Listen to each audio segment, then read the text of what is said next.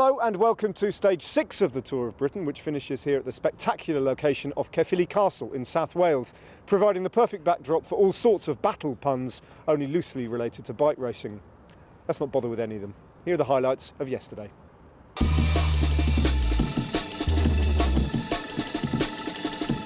Mark Cavendish has had many exceptional days in his glittering career, and so too has Bradley Wiggins, but yesterday wasn't one of them for either of Team Sky's superstars. Instead, it was Ivan Basso who got things going, joined by Bernie Salzberger and Bartosz Hozarski. They were caught before Gun Hill, Endura started to split things up, Mark Cavendish dropped off the back, and Bradley Wiggins, mystifyingly, went back to help. And that was that for both of their chances in the overall. Up front, John, Tiernan and Locke applied the pressure. As the lead group hit Stoke, Mark Demar hit for home. 147 kilometres of really tough terrain, and he's got it. He's going to raise his arms here. He's already celebrating. Look at this. Mark Demar gives the victory salute. And finally, 11 minutes and 45 seconds after the leader had crossed the line, so too did Mark Cavendish and Bradley Wiggins, looking rather sullen. Lee Howard then regains the lead he first won in Dumfries. The gap is just 7 seconds though to Boy van Poppel. Sepp van Marker lurks dangerously in third at 17 seconds. Christian Knees is Sky's only GC hope now at 24 seconds, the same time as Liquigas's Damiano Caruso and Endura's John, Tiernan Locke. Well, that was the carnage. That was stage 5, at least from Team Sky's perspective, and things got a whole lot worse for them too overnight, with Bradley Wiggins succumbing to a stomach bug and not making it to the start of today's stage at Welshpool. So, Rob Hales, you've had a night to sleep on it. I hope you got a slightly better night's sleep than Bradley Wiggins obviously did, but what went wrong yesterday? Can you explain it? Not really. We were watching the race earlier on and they seemed to be chasing awfully hard. There were only 3 guys clear, none of them really a danger for GC. Extremely hard riding that put them on the back foot, and then as soon as they got into the tough roads, that was it. They lost Luke Rowe, and then unfortunately Cavendish started to crack, and that was it. It just went to pieces, and they were just left with Christian Knees up the front to battle it out for their contention. If truth be told, Rob, in the 3 years that they've participated on the national stage race, they have made spectacularly heavy weather of trying to win it, haven't they? They really have, and it's always been on Stoke as well. Yeah. Always that stage, and you know, the way they try to make things simple, keep it simple. In doing that, they seem to have overcomplicated this race every time they've ridden, and yeah, I think they were having some serious discussions they must have had after yesterday's stage, because it did all just go pear-shaped for them. Perhaps sometimes it's a question of having too many cards to play and they're not sure which one to deal at which point. I mean, they have got only one left now though, Christian Knees, as you've mentioned. What sort of a card is he? Well, he's a good strong rider, and it really is a good card to play, but the issue for them is they had a really strong team for that one rider, and they've lost their biggest engine in Bradley Wiggins. He's now gone home, so that job that they've got now is so much harder. Indeed. Well, Christian Knees was one of a number of riders we caught up with at the start today before the stage got underway. Back in the rainbow stripes, World Championships next week. How does it feel? It's good. I'm really enjoying it. It's sad every time I put it on. I know my days are counting down this jersey, but it's good to do it on home roads at the Tour of Britain. 2 stage wins in the bag. I mean, how did that feel, especially on home soil in this jersey? It's great. You know, I got 2. Luke got the first stage, and got to wear the gold jersey as well. So it's always nice in the national tour coming and be successful. You know, we've still got a job to do. Still 2 more days. Hopefully, we get Christian Knees up on the podium then. So I had really good legs the first 2 days. Yesterday, actually, I felt not that strong like the days before, but I still managed to go in that group. So yeah, I hope legs will be a bit better today. I'm confident to maybe get to the podium. This parcours is really great. Like yesterday I suffered really to stay in front because it's pretty steep for me. But then Nathan Haas of our team is really strong. It's perfect for him here. And he's 4th in GC. So we'll take his card and then see how far I can get to.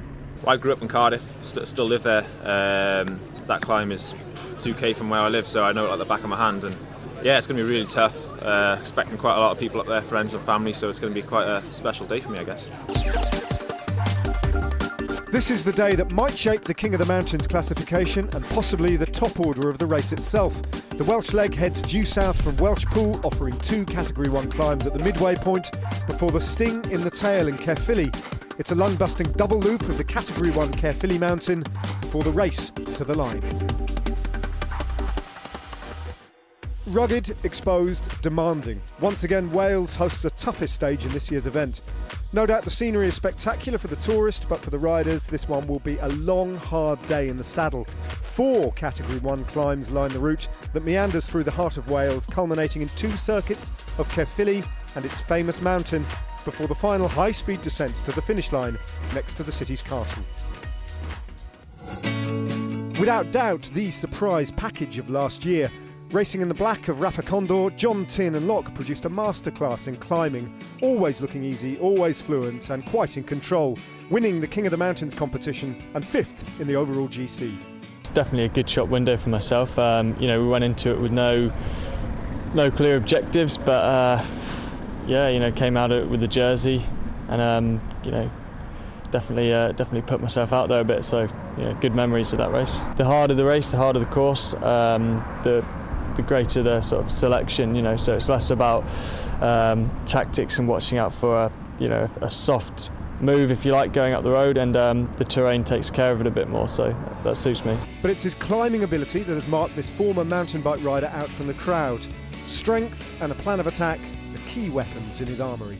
You've just got to go into it, keep your powder dry and try and be as fresh as possible for when you hit the climbs. It's such an explosive effort. You're going to need to have not been too active through the day, so the goal is to get there as in as good shape as possible. You can't let your nerves get the better of you, then that's how plans fall apart, or you bottle out of something. So you just got to you come up with a plan and stick to it, or sometimes the nerves help you, that translates into a bit of adrenaline and instinct takes over, and you just so important you can use them to your advantage. Last year's memorable pictures from Caerphilly Mountain were one of the race highlights, and this year they've added a second lap that'll probably blow the race to bits in the closing stages. So it's only, I think it's 2 kilometres from the top to the finish. With 2 times up it, there's going to be some big time gaps that we didn't see last year. So it's definitely going to be decisive. Well, the sun's out here at the finish line, and in many ways, Rob, this is the Queen stage of the Tour of Britain, isn't it? Spectacular scenery and a really spectacular finish that we all enjoyed last year on the equivalent stage. Yeah, Thor Hushovd took the victory last year in that rainbow jersey.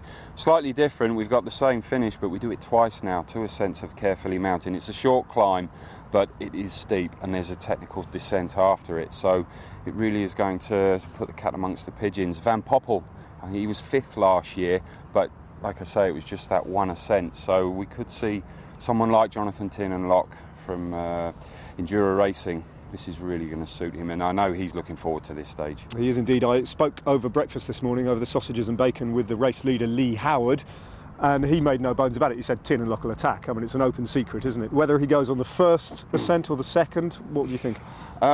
Quite possibly the first, because it's only a short circuit, this one. It's around 4.5–5 kilometres. So with that descent as well, if you get time, you only need 10 seconds or so. It's going to be awfully difficult to bring that back.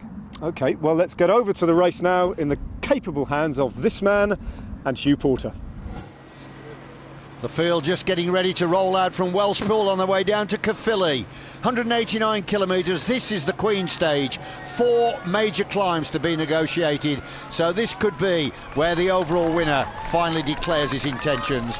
Mark Cavendish once again back in his World Champs jersey, that'll make him happy. And there is the IG Markets gold jersey leader, and that is Lee Howard of Australia. All 4 of these climbs, all in the back half of the race today, and all 4 of them first category climbs. The field just completing the rollout before the neutralised flag is pulled in, then the race will be on for real. And believe me, it's going to be some contest today. Well, look at this, Magnus Backstedt on the front of the peloton already trying to get clear. Well, he lives in South Wales. That's where he's destined to arrive today in Caerphilly. So he'd dearly love to try and nail the stage. And at the back, we've got riders from Enduro Racing. Yep, Ian Bibby that was on the back there. As we see Marcin Biavlocki there, Node 4 Giordana just pressing on the front. Graham Briggs as well, Rally GAC. Also caught a glimpse of the rider in green from An Post as we see Christian House, the leader of the Skoda King of the Mountains. Now, obviously, he's dead keen to get clear because he wants to try and get more points in his pursuit of securing the overall lead in the King of the Mountains contest. He's Backstead at the front, and tucked in at the back is the rider from An Post. Well, here's Graham Briggs. Well, he doesn't want his racing cape anymore, and further things he's not going to carry either. He's obviously aware of just how tough it is. Well, we're crossing the marker there. 1 kilometre to go to the first in the Yodel Spring competition, and that comes in Kerry after 25 kilometres. And on the front of the peloton, it is the team of Orica Greenedge. Yeah, Orica Greenedge taking up the chase. That is their role today. Lee Howard still in the IG gold jersey as race leader, as we see all 6 riders all taking it in turns evenly just to set the pace on the front. The road stretching out in front of them, and the riders in this group that are going away, none of them are a threat to the overall leader in this competition, Pete Williams of Node 4 Giordana, so he's going to be pleased with that. There is the line, and it looks as though they're just going to ride through it here, and it looks like the teammate then of Pete Williams, although Briggs looks as though he's going to have a go here, but he's too late. So first over the line is Marcin Biablocki, and Graham Briggs coming through in second place. And Biablocki there just looking after his teammates' lead in that competition, and that is Peter Williams. There is the result. 2 names missing from that caption are Gilibert and Craven. They make up the 6 who are away.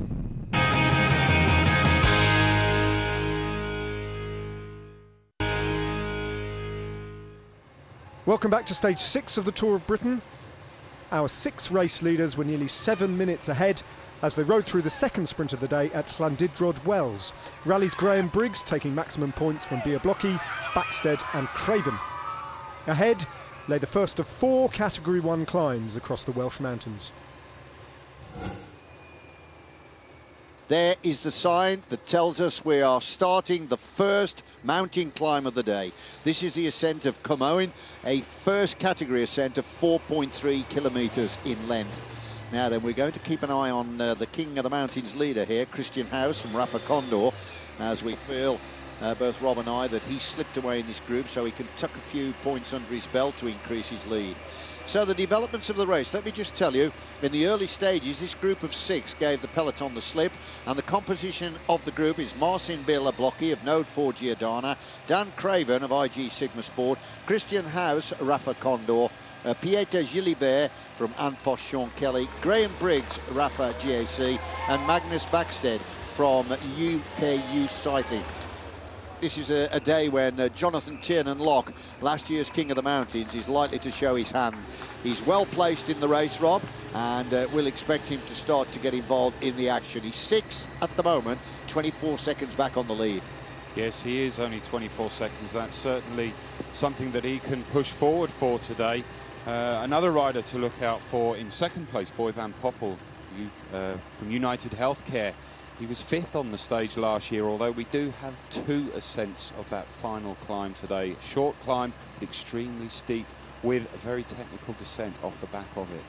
So the lead for Christian House in the Skoda King of the Mountains over his nearest challenger, the Spaniard, that's Pablo Urtasun on the Euskaltel Euskadi team. He's 22 points. So now if he crosses the summit of this climb first, his tally goes to 76. Now the most points that the nearest challenger Urtasun can get is for 7th, and that means he'll get 4 points. So it means that Christian House will have gained another 6 points over his nearest challenger. It's a long climb, as we've mentioned, but it's fast, isn't it? There's a good rhythm being set there. 4.3 kilometres in length, but it isn't steep like the ones they were tackling yesterday. They really are flying up it at this stage. They are, and the riders are having predominantly a cross tailwind today, helping push them along. Now you can see it's beginning to ramp up. The laboured style is reflecting here. Not only are the facial expressions changing, but also the positions on the bike as they lever themselves forward. And this is when it's really starting to hurt. Yeah, they're just on one of the tougher sections here, and visually it's quite easy to see. I think for how difficult this section is, just the laboured pedalling action. Now then, looks like we're going to get our spectators turning up again. Last year we had, well, a variety of people to concentrate on the Caerphilly Mountain. But I must admit, Christian House, OK, his face is showing concern, but he is riding comfortably. Well, there, Briggs, you can see, is marooned in no man's land off the back of the three going ahead. And Magnus Backstead, well, suffering even more, and right at the back is Gilibert. So these three beginning to go away as Briggs grits his teeth here, the Yorkshireman, and comes back into the wheel of the three. They're just tapping out of rhythm now, just getting themselves, finding their own pace on this climb. That was a tough section there, only a short section, which just makes the riders, they really have to power over that. And Maggie Backstead there and Gilibert from Ann Post in the green on the back, they were just getting themselves over. It's all back together now, and they'll ride now all the way to the top, I'm sure, together, and try and stick together so they can work as a unit over the top of the climb and down onto the descent into the second climb. And that comes on Brecon Beacons. It's about 33 kilometres after the ascent of Cwm Owen has been dealt with, and Christian House will be very keen to try and pick up maximum points at the top of that one as well. Now then, House beginning to just raise the tempo here as they're getting towards the top over the cattle grid, and he's applying the pressure. House takes it from Backstead, from Gilibert, Craven, Bela Blocky and Briggs. As expected, Christian House able to take that. They've ridden sensibly up this climb. It would have been quite easy for Christian House to have pressed on and dropped at least two of the riders from this group. It's extremely windy over the top here, so they're going to need all the wheels they can get as shelter, because there's an awful lot of road between here and the next climb. Jonathan Tiernan Lock right in the middle of the screen, and you can see that the IG Markets gold jersey of Lee Howard as well closing in on him, because Tiernan Lock is going to be the big danger man today. Let me just reiterate the positions. Lee Howard leading, and Boy Van Poppel second at 7 seconds. Sepp Van Mark of Garmin is in a third spot at 17, but coming back to Christian Nace, he's fifth, the leading Sky Rider at 24, and Jonathan Tiernan Lock on the same time. Well, there we are, the Musette just flapping in the breeze. He'll take the food out of that, and that will be dispensed with. But this is a perfect tactical move for the points in the mountains by Christian House. Let's look at this, three riders from Enduro Racing. Zach Dempster, the big fella in the middle, Downing at the side of him. Jonathan Tiernan Lock the other side. And now coming through from Sky, we've got presence from Sky. As we can see, the line ahead. Now then, I haven't seen any evidence. No, there he is right at the back, number 46, Pablo Urtasun. He's not going to bother with any points, so I reckon he's surrendered. He's accepted that Christian House is too strong for him, and he's the man that's going to collect all the points. Zach Dempster was over the line first to scoop up the 4 points for 7th spot.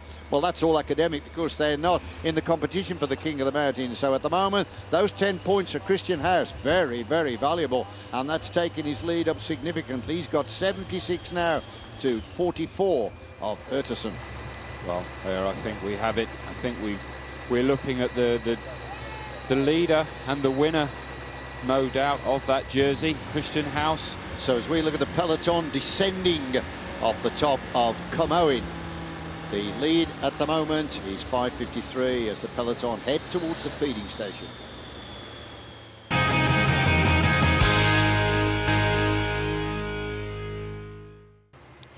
You're looking at the leading group here of 6.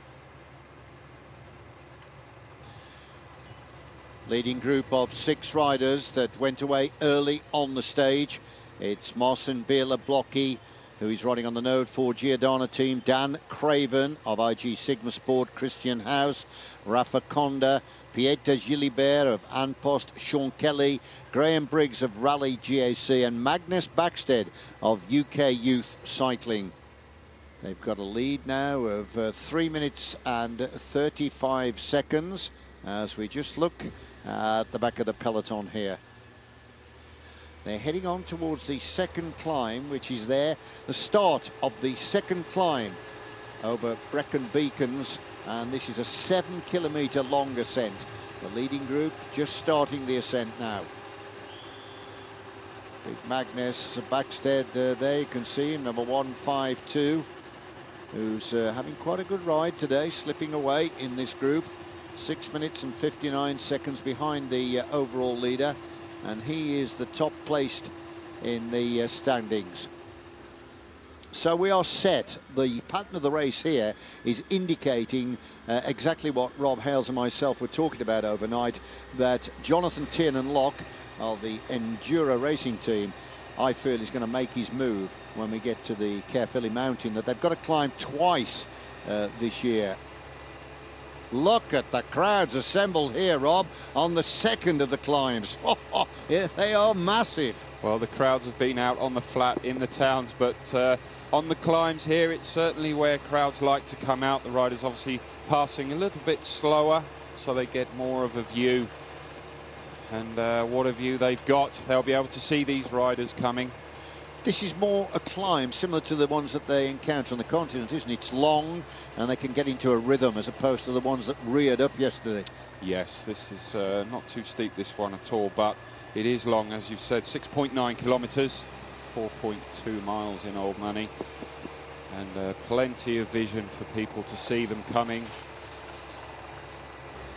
The peloton here, when they get to that open section that swings round to the left, they may well be able to get a glimpse of the group that they're chasing. Setting good tempo here with the IG Sigma rider Dan Craven in his wheel. Christian House just going out of our screen. Well, they're certainly tapping it out here, aren't they? And they're closing in towards the top. He's happy, isn't he? Bill Blocky. I'm enjoying myself today. There's confirmation of the advantage then. It's 4 minutes. A window of advantage for the 6 of 4 minutes, but for how much longer? It's just like a taper burning down, and you feel there's going to be a sudden explosion of action as Orica Green Edge are there right on the front, looking after the interests of the IG Gold Jersey leader of Lee Howard. Now then, we're waiting to see whether Christian House is going to collect the 10 points on the top again here. Generous applause reverberating around the mountain here. In fact, the applause is resonating all over the Brecon Beacons as the Tour of Britain powers its way towards the crest here of the second climb of the day of Brecon Beacons.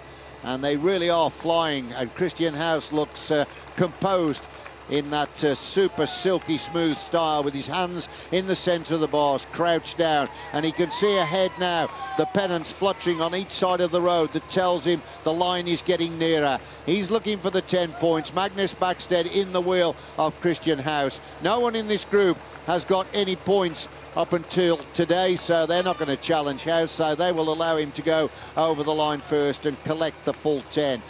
Great riding here then by the skipper of the Rafa Condor squad. Here he comes then up to the line. 10 points to add to the 10 he got at the top of Come Owen. So that's 20 in the bank for today, Rob. 86 points now his tally. This King of the Mountains competition is becoming his own property.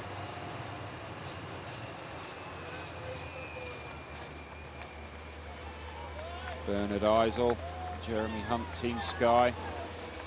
This is the first time we've seen Team Sky on the front of the peloton. They've got their one lone rider now, that one card to play, Christian Knies. Approaching the summit then, and the line.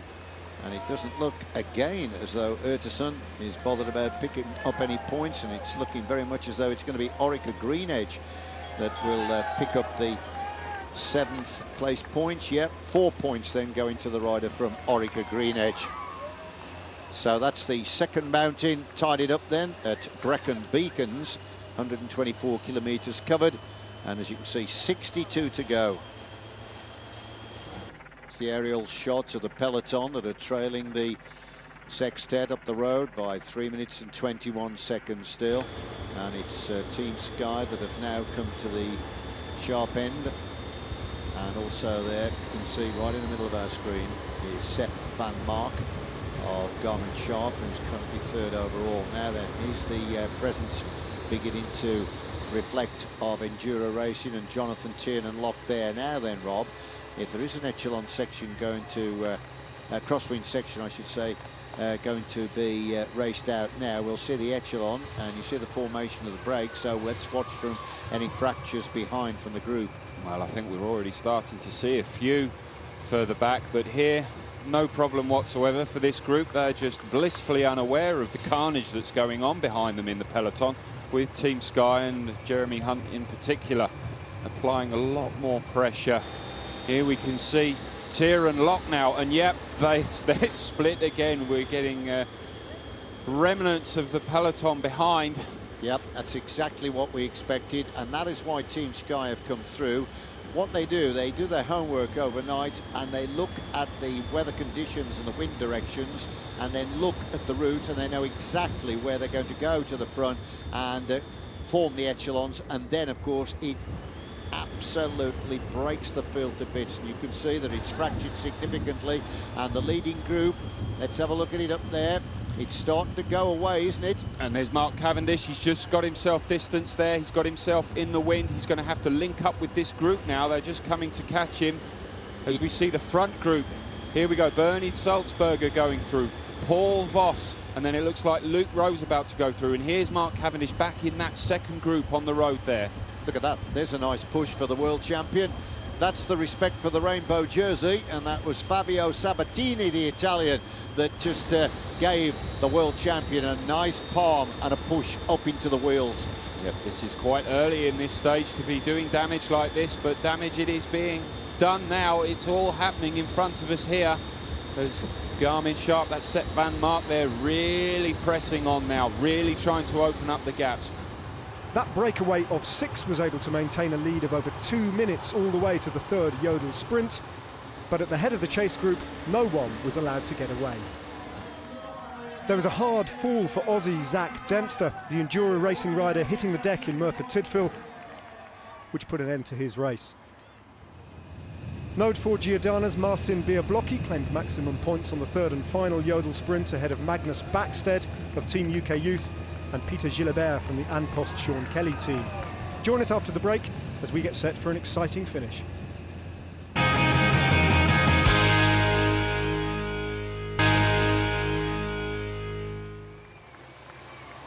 Coming up to the sign that indicates the start of the Skoda King of the Mountains, the penultimate climb of the day of the Caerphilly Mountain. So this is the first ascent of the mountain, and just look at the crowds. They've turned up in their thousands here to see the contest, and it's going to be a real grueling, exciting gladiatorial contest as well. Looking at the 6 leaders now, they're on the foot slopes of the Caerphilly Mountain. This has got to be climbed 2 times, remember, and when they get to the line, they've got an 8-kilometre finishing loop. Team Sky have come to the front now, looking after the interests of their leading rider, Christian Knees, who's 24 seconds back from the IG Markets gold jersey being held by Lee Howard. Magnus Backstead is the first casualty to lose contact with the front group. We said we thought this would happen because he's a big burly Swede, and this is a very hard climb. Jonathan Tiernan-Lock comes to the sharp end of the contest then. This is exactly what we expected, and it's Dan Craven that's next to lose contact with the leaders, and Pieter Gilbert, the Belgian, is also clinging to the back precariously. So is Christian House, and the man that's gone away amazingly is Briggs, the sprinter, as Jonathan Tiernan-Lock here. Just look at the style of this man as he dances on the pedals and pushes the rest of the sword. The reaction coming from Garmin Sharp behind. They've got to look after the interest of their third place rider, and that's Sepp Van Mark. 1.5 kilometres this climb. It's a short one, but it's a steep one, and here we can see Jonathan Tiernan-Lock. He's going for the win. He's going for the jersey. This is exactly what we expected. He's gone a little early. I'd have thought he might have gone on the second ascent, but he's obviously got the good legs here. Jonathan Tiernan-Lock now beginning to distance himself from the rest of the field. He's currently lying 6th in the race at 24 seconds. But look at the style, determination and confidence of the man. He's still trying to catch these 2 here. That's Briggs and Christian House. He'll pick them up in a few moments' time. Now this is the chase beginning to form behind. Ivan Basso's in this. That looks like Caruso. Yeah, Caruso. Caruso, the team leader there from Liquid Gas. He's following the rider there from NetApp as they start to sweep up the remnants of this break. Picking up Bela Blocky, he wasn't. Here comes the man of the moment, Jonathan Tiernan-Locke. He goes past Briggs. Now then, he's beginning to set himself up for the run, for the line, and then the final finishing loop. And the crowd, just look at this. This is just like the Tour de France. They are all here, thousands of them. And Briggs, look at this. Briggs is finding the power to go with Jonathan Tiernan-Locke. Well, I tell you, if Briggsy can stay with Tiernan-Locke, that will be so much benefit to Tiernan-Locke. That will help him on the backside of this circuit, over the top of this climb and down the descent, as they loop back round to take this climb one more time. Here they go. Here we go, over the top. Here's the points. Tiernan-Locke takes maximum. Yeah, Jonathan Tiernan-Locke takes the maximum points on the mountain climb. Briggs comes over in second place. But of course, that's really all academic, because it's all about who is going to pick up the vital bonus on the line, and also, of course, the stage victory. This is the defining moment. This is the race of selection. And we've got one of the young Great Britain riders here, Rob. Is this Edmondson? It looks like Josh Edmondson. He was the only sole GB rider, young rider, to make that selection group yesterday. And here he is. He's just been selected for the World Championships next week. He's doing himself no harm whatsoever up in this front group. What a ride there by the young rider, Josh Edmondson. Briggs then looks round to see where Jonathan Tiernan-Locke is. I think he may have gone a little bit too early, actually. The leader of the Enduro team would have probably done better to wait for the final ascent. And they could get picked up by this chasing group. They could very well do, but if they do, if he's got anything left, he'll only do the same thing again, I'm pretty sure. Tiernan-Locke, he's climbing so well, supremely confident on the climbs. NetApp going clear. Is that Hazarski or Koenig? Could be Hazarski, actually. The pole could well be Hazarski trying to go across the gap. He's 9th overall, 2 minutes in the overall standings, so it would make sense. So we've now got 3 riders at the head of the contest, and that is going to help a great deal. It's strengthened the conviction of the trio that are going away. Briggs finally looks as though he's beginning to puff here. He's struggling to stay in contention, and Briggs has lost contact. We thought that would be the case. So it's now Jonathan Tiernan-Locke, and he's got one rider with him that may not contribute at all to the pace setting. Yep, 105. Koenig from NetApp. He can do an awful lot of damage on the back end of this climb over the top and help, really help there, John Tiernan-Locke. He's saying, come on, help me. Yeah, Koenig was actually 9th in this race overall last year. Rob, only 1 minute and 19 seconds back. He's a pretty handy rider to have, but look at Edmondson. Edmondson, he's totally inspired here. This young rider then on the Great Britain team, absolutely flying. He's only 20 years of age, and he's not afraid of reputations, and he could take a few scalps here. He's bridging to the leaders, and he's escaped from the peloton. Well, he's the carrot now, isn't he? He's the carrot lying there, dangling between these 2 riders that have gone clear and the rest of the break behind, the rest of the group chasing, trying to bring them back. But Tiernan-Locke out of the saddle now. Looks calm and collected, doesn't he? He certainly does, and he needs to keep the pace on now. He needs to keep the pressure applied. This could be the moment when Jonathan Tiernan-Locke underpins the overall victory for the Tour of Britain. Encouragement from the side here. They recognise just what an important move it is. And now Edmondson forced to come out of the saddle here as he tries to stay clear of the group that are closing down on him. And it's the rider from Liquid Gas that's bringing the rest of the group back up to Edmondson.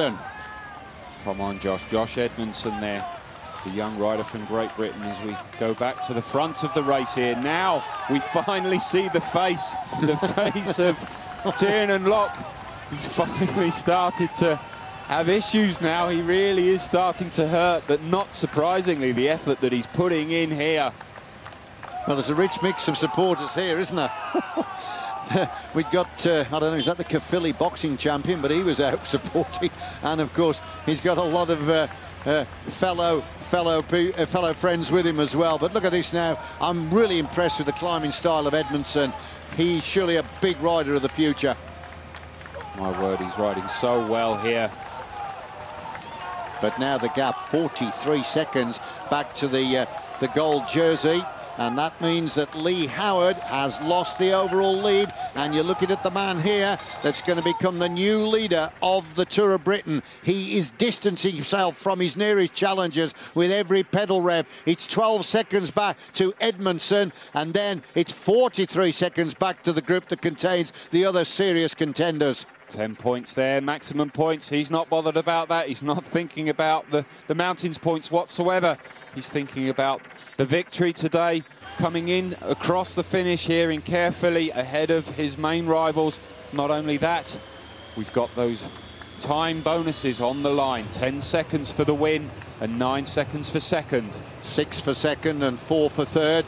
And just across the top of the climb then, it was the maximum points of 10 then to Tiernan Lock. The next points went to Koenig, and then the third over the line for the 8 points was Edmondson.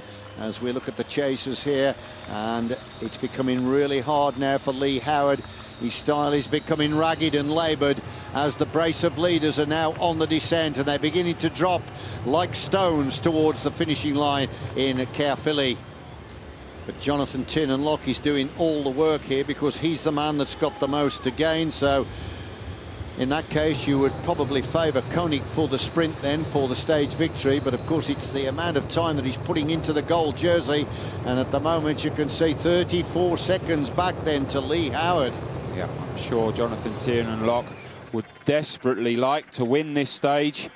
But I think that's going to play second fiddle today behind Leopold Koenig, I would imagine. The work that Tiernan Lock is doing is all for general classification, all for that IG gold jersey and those valuable seconds bonuses that he will get.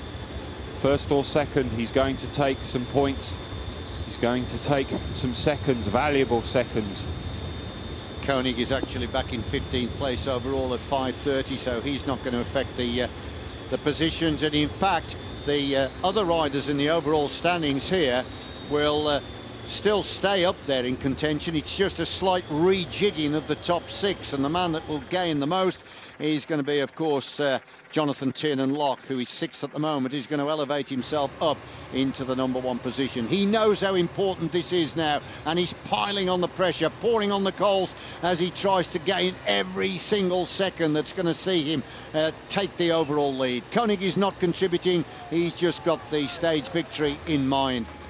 Edmondson's going to get picked up here. Yep, 2 riders from the Liquigas team there, so they are helping with the pace setting, and they're going to pick Edmondson up. So the under-23 Great Britain rider has been pulled back. Yep, desperate time there for Edmondson. Basso it is who's done the damage, and the reason being he's pressing on because look who's out the back, look who's lost contact. It's the race leader, Lee Howard, there in the gold, and Van Poppel as well. Clark's with him as well. And we've also got Van Poppel. Good spot there, Rob. So there's going to be a lot of time lost here. Well, it's seconds, but it's so valuable because this race is being fought right down to the vital seconds. And now on the front is Koenig. Koenig has decided now to contribute to the pace setting, helping Jonathan Tiernan Lock. And that, of course, is going to give the rider from the southwest an opportunity here of further increasing his lead. Yep, I'm unsurprised now that he's coming to work to do some of the pace setting here. Tiernan Lock has done so much. Pretty sure he's still going to come away with that victory, but who knows? Tiernan Lock is inspired at the moment. Certainly is, as the rest of the group are now making their way as well towards the finish. Closing stages now. You can see how near we are to the finish. There it is, the red kite, 1 kilometre to go. And we've got this brace of riders at the front, Jonathan Tiernan Lock and Leopold Koenig. Soon be taking the right-hand turn into the finish straight here. Just having a little discussion here. Desperately urging Koenig to come through. Not willing, he wants the victory. And here is the group that they've gone away from. So it's Leopold Koenig of Team NetApp versus Jonathan Tiernan-Lock of Enduro Racing for the stage victory. But for Jonathan Tiernan-Lock, the spoils are far greater because the IG Markets gold jersey is going to wait for him, and he needs to keep the pressure on at all time. Looks like the rider from the Team NetApp is going to make an early strike for the line here, and the stage victory. They're into the finishing funnel now. That's exactly what we expected. So it's Koenig that's going to come up here to take the stage victory. He takes the stage victory. Second over the line is Jonathan Tiernan-Lock. And there are the celebrations then for the stage winner, Leopold Koenig, who rides on the NetApp team. He's the arrival of the next group, and look at the sprint here. It's being led out by Nathan Haas, the Australian, who's on the Garmin Sharp team. He started the day in 4th place overall, and that bonus will be good enough to lift him into 3rd place. There's the winner of the stage, that's Leopold Koenig, and here they are. The IG Markets gold jersey holder is Lee Howard, but he's going to surrender that now because Tiernan-Lock has done enough to become the new leader. King Leopold taking the win outside Caerphilly Castle. He jumped Tiernan-Lock, rode for home, and frankly it was never in doubt. 2 seconds separated the first pair over the line, and there were 10 riders in the chase group, led home 19 seconds down by Garmin's Nathan Haas. Damiano Caruso in 4th, with Luke Rowe behind him in 5th. A good ride, by the way, from Great Britain's Simon Yates to finish in 8th. Yeah, before the race I already targeted this stage and I wanted to focus for that because it suited me well. And after the first stage I was already out from the GC contention, so I'm really happy that I won a stage, and that was targeted. There was a major shake-up in the general classification again. John Tiernan-Lock takes over as widely expected, but his gap is only 13 seconds to Lee Howard and 18 seconds to Nathan Haas, who picked up a 4-second bonus on the line. Boy Van Poppel drops to 4th, with Caruso and Jones the only other riders within a minute. Sky's challenge for the overall melted away today, Christian Knies dropping to 1 minute 34 seconds. NetApp's Leopold Koenig took the applause. He read the race perfectly and, most importantly, lived with Tiernan-Lock on the climb. Christian House took a huge stride towards his targets, taking a 42-point lead in the Skoda King of the Mountains. There are only 51 points left there on the road, so tomorrow he should seal the deal. And Pete Williams is almost there in the Yodel Sprints competition too. 16 points his lead, and his nearest rivals are both teammates. But this is what he came here for. John Tiernan-Lock got close to the overall lead this time last year. Now he's got it. The question is, can he hold it all the way to the finish line on Sunday? Tomorrow's finish is a bit like today, maybe not severe, but you know, there's a couple hard climbs and you know, descent to the finish. So I think more of the same. But yes, for sure, we're gonna try and not let it go now. Well, plenty to absorb after the Queen stage of the Tour of Britain, and a few hardy folk from South Wales. I'm not going to say where we exactly are because I keep pronouncing it wrong and they keep getting on my case. But they've joined us just to think about what went on today, Rob. John Tiernan-Lock, we expected it. It came. Was it as good as you might have hoped for? I think it was pretty much as expected, as you said, yeah, and certainly a good ride by him. Probably wanted a few more seconds in hand, but he did the job. I think Lee Howard did a fantastic job of holding on to that second place. But no, Jonathan, he did the ride, and he certainly created some excitement for the crowd out on the climb there. Certainly. Do you think with those 2 ascents that he actually wanted to go on the first ascent, or was his preferred plan to have gone with more power on that second time around? It was early, wasn't it? I think he had a little bit of a helping hand there with the remnants of the break, Graham Briggs notably. And then obviously having NetApp come across to him as well on that second time up there.